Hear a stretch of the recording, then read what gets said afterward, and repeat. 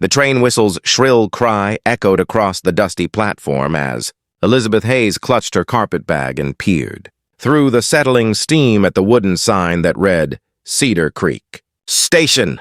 Her heart sank as she realized her mistake. She was supposed to be at Cedar Ridge Station, 20 miles further west, where her intended husband James Morrison was waiting to meet his mail-order bride. It was September 1879, and the Colorado Territory was still a place where a single mistake could leave a person stranded with few options and little hope of rescue.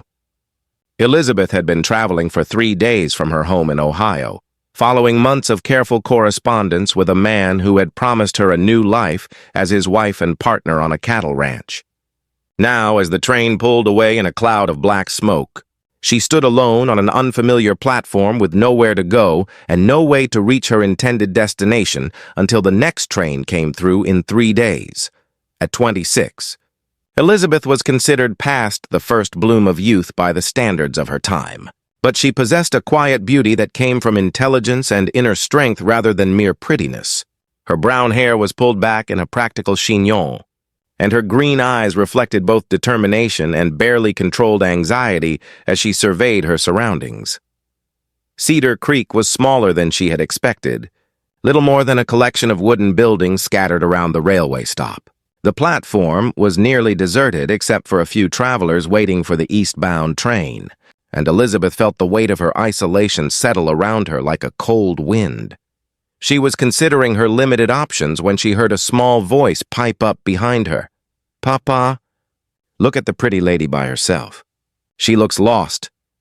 Elizabeth turned to see a little girl of perhaps 7 years old, with blonde curls escaping from beneath a worn bonnet, and blue eyes that sparkled with curiosity.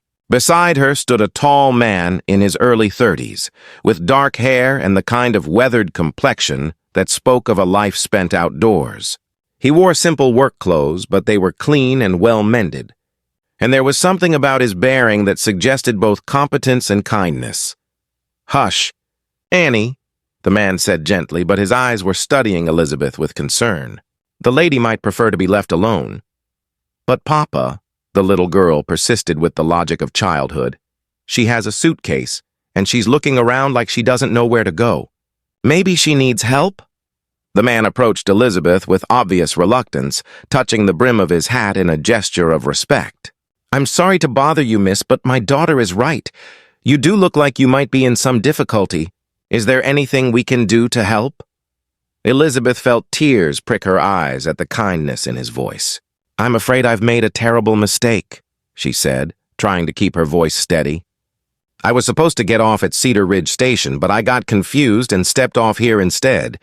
The next train won't come through for 3 days." The man's expression softened with sympathy. "That's quite a predicament. Cedar Ridge is about 20 miles west of here, and the road isn't safe for a lady traveling alone." He paused, clearly wrestling with some internal decision. "My name is Daniel Cooper, and this persistent young lady is my daughter Annie. We live on a ranch about 5 miles from here." "Elizabeth Hayes," she replied, accepting his offered handshake. "And thank you for your concern, but I couldn't possibly impose on strangers." "Papa," Annie interrupted, tugging on her father's sleeve, "remember what you always say about helping people who need it. Remember how you said God sends us chances to do good things." Daniel looked down at his daughter with a mixture of affection and exasperation. "Annie, that's not quite how these things work." "But it is, Papa," Annie insisted with the absolute certainty of childhood. "You've been praying for someone to help us, and now here's Miss Elizabeth who needs help too. Maybe God sent her here for both of us."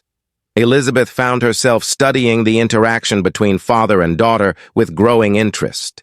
There was clearly a deep bond between them. But she could also sense something else.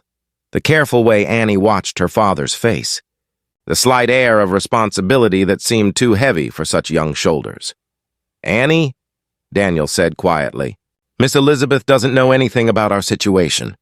She's got her own problems to worry about." "What situation?"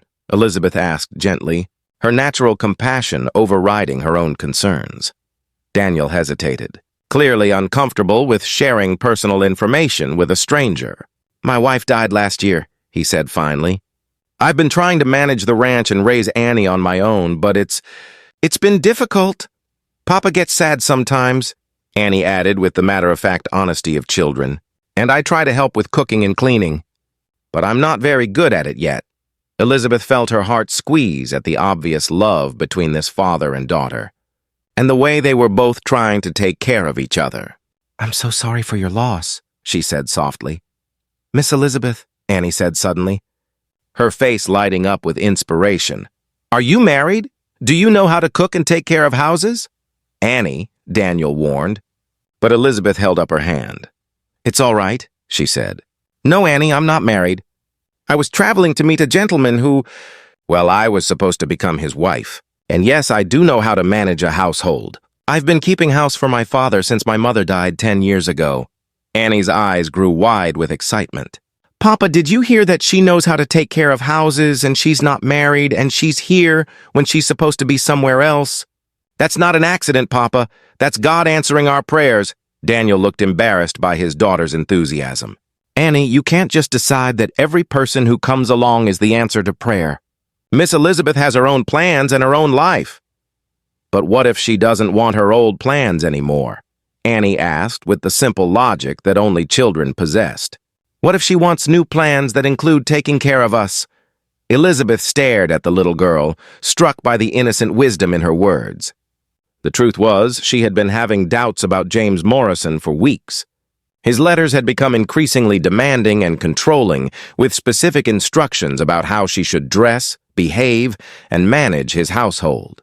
The prospect of marrying him had begun to feel less like a new beginning and more like a different kind of prison.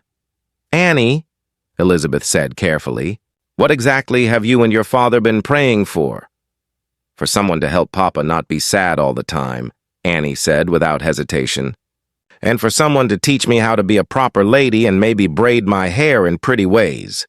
And for someone to make our house feel like a home again instead of just a place where we try not to be too lonely.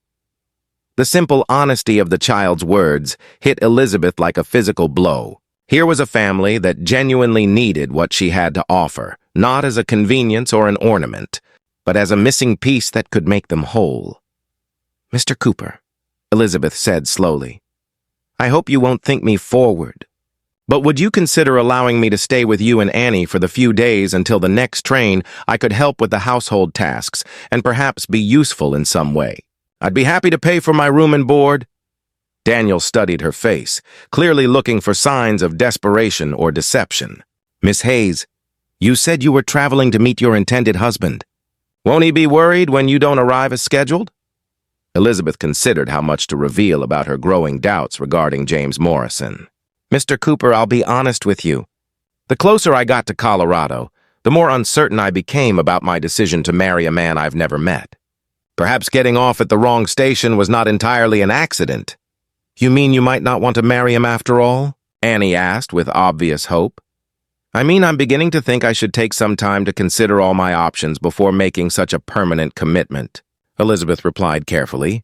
Daniel was quiet for a long moment, clearly weighing the propriety of the situation against his family's obvious need for help. Miss Hayes, I appreciate your offer, but I'm not sure it would be appropriate for an unmarried woman to stay at my ranch, even temporarily.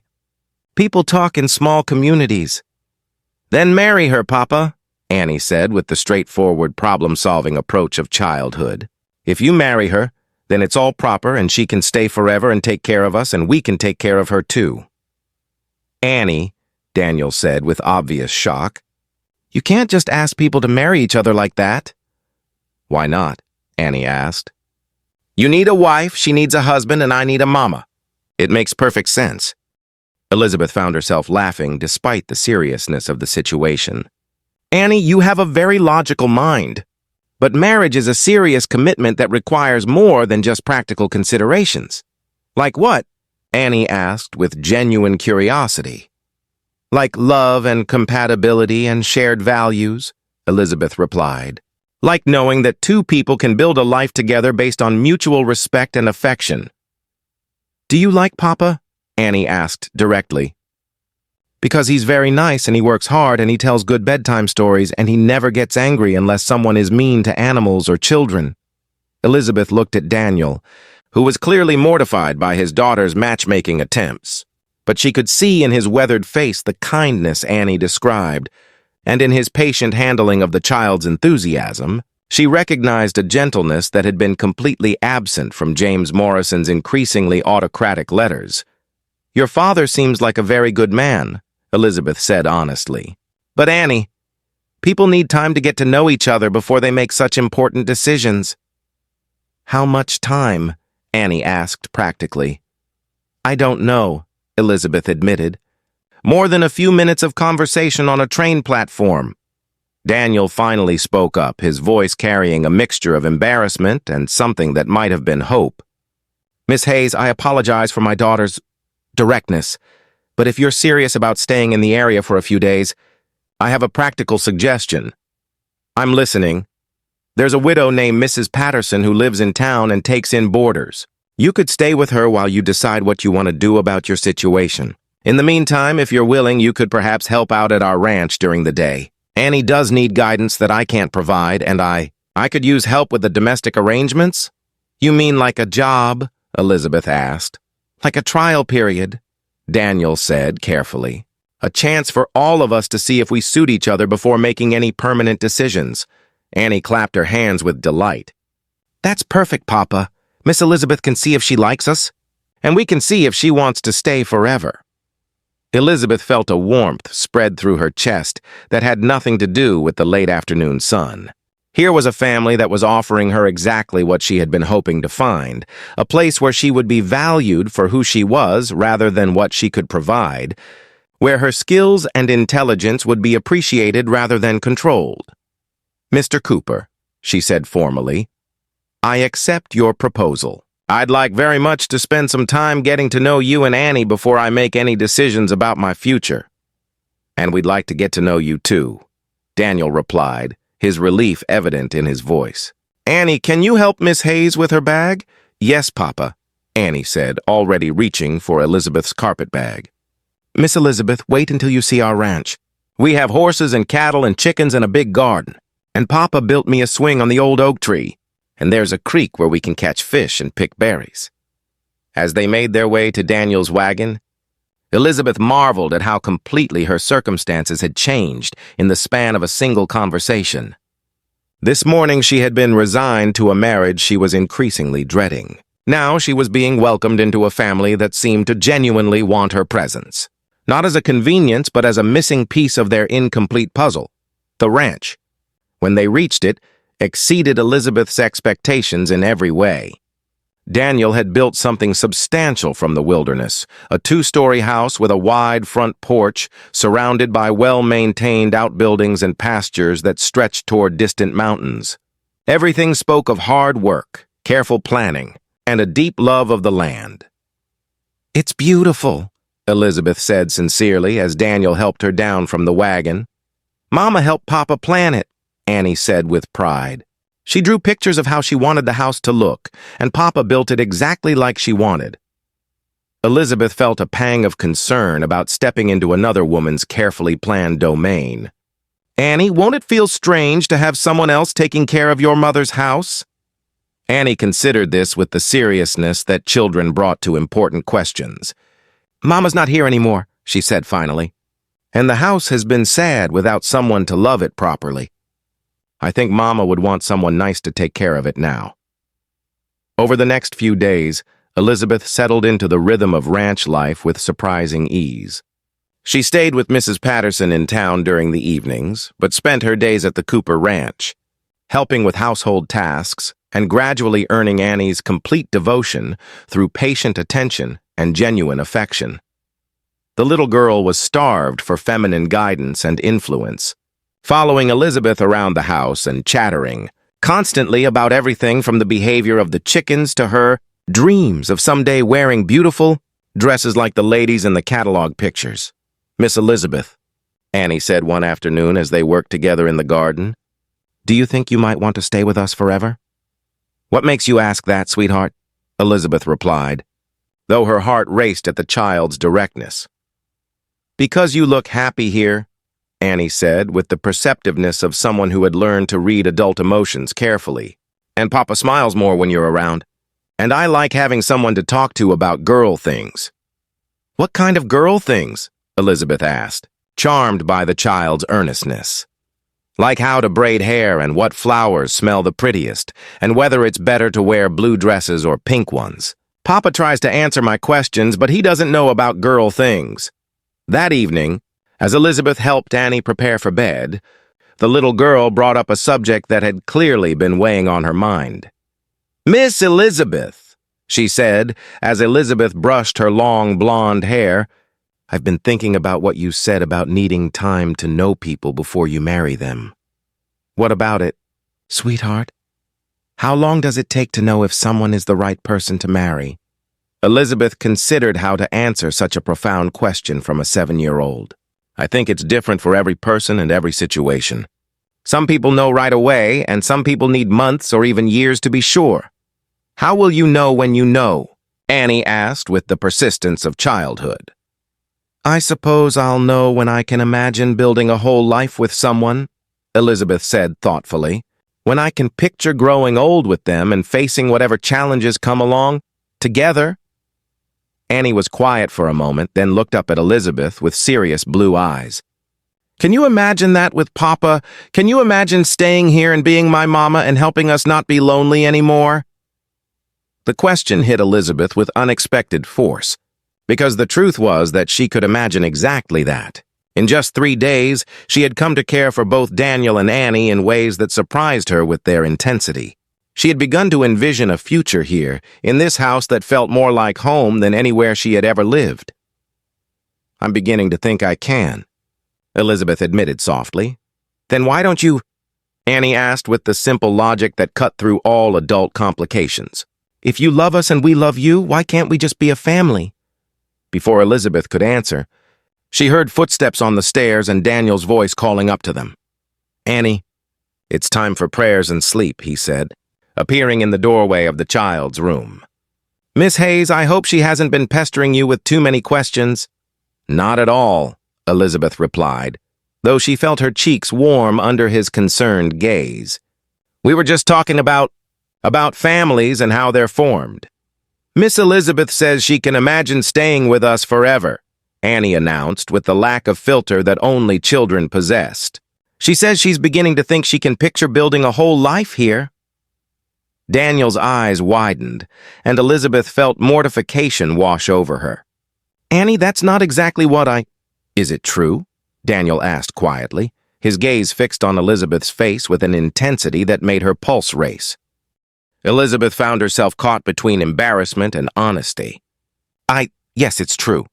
I know it seems sudden, but these few days have shown me something I didn't know I was looking for." "And what's that?" "A place where I'm valued for who I am, rather than what I can provide. A family that needs me not as a convenience, but as a missing piece of something beautiful." She paused, gathering her courage. "A man who treats his daughter with patience and kindness, who works hard to build something lasting, and who seems to understand that love is about partnership rather than control." Daniel stepped into the room, his expression serious but warm. "Elizabeth, I need to tell you something. These past few days, watching you with Annie, seeing how you've brought life and warmth back to this house, I've been thinking the same thing you have." "What do you mean?" "I mean, I've been imagining what it would be like if you stayed. Not just as help or as a convenience, but as my wife and Annie's mother. As part of our family." Annie bounced on her bed with excitement. "Does that mean you want to marry Miss Elizabeth, Papa? Does that mean she can stay forever?" Daniel looked at Elizabeth with hope and uncertainty warring in his dark eyes. "It means I'd like to ask her if she'd consider it." "Elizabeth Hayes, would you marry me? Not because you're stranded or because you need security, but because you want to build a life with Annie and me?" Elizabeth felt tears gather in her eyes as she looked at this man who was offering her everything she had ever dreamed of. Love, respect, partnership, and a child who already loved her like a daughter. "Yes," she whispered. "Yes, I'll marry you. Both of you." Annie cheered and threw her arms around both adults, pulling them together in a hug that felt like the beginning of something beautiful and lasting. I told you God sent her to us, Annie declared with satisfaction. I told you it wasn't an accident that she got off at the wrong station. Daniel laughed, holding both his daughter and his intended bride close. You were right, little one. Sometimes what looks like a mistake is actually the best thing that could happen. They were married 2 weeks later in the small church in Cedar Creek, with Annie serving as both flower girl and ring bearer. Elizabeth wore a simple dress of blue silk that brought out her eyes, and Daniel wore his best suit with a tie that Annie had helped him choose. But the most meaningful moment of the ceremony came when the preacher asked if there were any objections to the union, and Annie piped up loudly enough for everyone to hear. I object to anyone who thinks Papa and Miss Elizabeth aren't perfect for each other. Because they are, and God sent her here just for us. The congregation erupted in laughter and tears, and Elizabeth knew that she had found not just a husband, but a family that would love and accept her completely. The years that followed brought both challenges and joys, as all marriages do. Elizabeth and Daniel welcomed 2 more children together, but Annie was never made to feel displaced or less special. She grew up understanding that families could be formed in unexpected ways, and that the strongest bonds were often those created by choice and divine providence rather than mere chance. When Annie was 18 and preparing for her own wedding, she asked Elizabeth to help her choose flowers for her bouquet. I want wildflowers, Annie said, like the ones that were growing by the train station the day you got off at the wrong stop. Why wildflowers? Elizabeth asked, though she suspected she knew the answer. Because they're beautiful even though they grow in unexpected places, Annie said with the wisdom of someone who had learned early that the most precious gifts often came in surprising packages. Just like our family. We're all beautiful together, even though we started in a way nobody planned. Do you really think I got off at the wrong station by accident? Elizabeth asked. Annie smiled, the same radiant expression that had won Elizabeth's heart that first day on the platform. I think you got off at exactly the right station. Mama, I think God knew we needed each other, so he made sure your mistake wasn't really a mistake at all. The story of Elizabeth's wrong station became part of local folklore, told and retold as an example of how divine providence often worked through human mistakes and misunderstandings. But for Elizabeth, Daniel, and their children, it was simply the story of how a family had been formed through the perfect alignment of need, love, and the innocent faith of a child who believed that God answered prayers in mysterious but wonderful ways. Elizabeth's original train ticket to Cedar Ridge was preserved in the family Bible, not as a reminder of a mistake, but as evidence that sometimes the most beautiful journeys begin when we end up somewhere we never planned to go, and discover that it's exactly where we were meant to be all along. If this story of divine providence, unexpected blessings, and the wisdom of children touched your heart, please share it with someone who might need to be reminded that our mistakes often lead us to exactly where we belong. Your support helps these stories reach others who may be questioning whether they're on the right path, showing them that sometimes the wrong turn leads to the right destination. Thank you for believing in the mysterious ways that love finds us, and for understanding that the most beautiful families are often those formed by faith, hope, and the courage to trust that God's plans are better than our own.